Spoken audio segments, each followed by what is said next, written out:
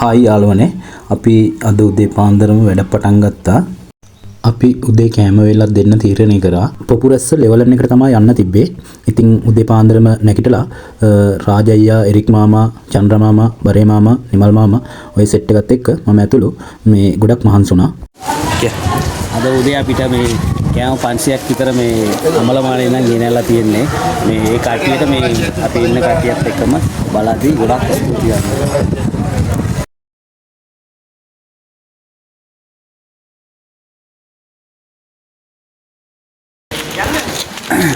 லெவலன் group ஒன்றாம் number லைட்லேருந்து பேசுகிறோம்.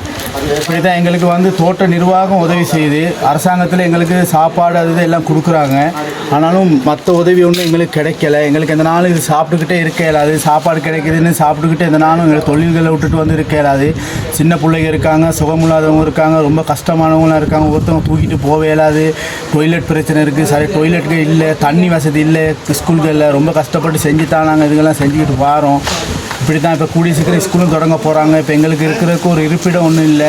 ஏன்னு கேட்டால் இந்த நாளும் மழை பெய்யக்குள்ள இந்த கலைவாணி ஸ்கூல் இருக்கனால, இந்த ஸ்கூல் இருக்கனால இந்த அதிபருக்கு ஒரு நன்றி சொல்கிறேன். ஏன்னா அவர் இந்த ஸ்கூலை ஒரு திருத்தி ஒரு இந்த லெவலுக்கு கொண்டு வந்தனால தான் எங்களுக்கு இந்த மாதிரி சரி வந்து இருக்கிறதுக்கு ஜனவுதான கம்மானி, லெவலன், HM டிவிஷன் எல்லோரும் வந்து இங்கே இருக்கிறதுக்கு ஒரு ஸ்கூல் கலைவாணி ஸ்கூல் இருக்கனால ஒரு நல்லதாக போச்சு.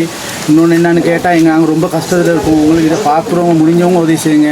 இன்னொன்று என்னென்னு கேட்டால் எங்களுக்கு வந்து அரசாங்கத்து மூலியமாக கிடைக்கிற உதவியெல்லாம் கிடைக்கிது. இருந்தாலும் சாப்பாடு அது இது கிடச்சி சாப்பிட்டோன்னு இருந்து இருக்கக்கூடாது. இன்னொன்று என்னென்னு கேட்டால் எங்களுக்கு ஒரு வீடு வாசல் என்ன சரி ஒன்று வேணும். ஏன்னா ஸ்கூலில் வந்து இருந்தோன்னு சொல்லி ரவைக்கெல்லாம் தூங்கக்குள்ள ஒரு நிம்மதி இல்லாமல் வாழ்ந்துருக்கோம். டொய்லெட் போக வசதி இல்லை.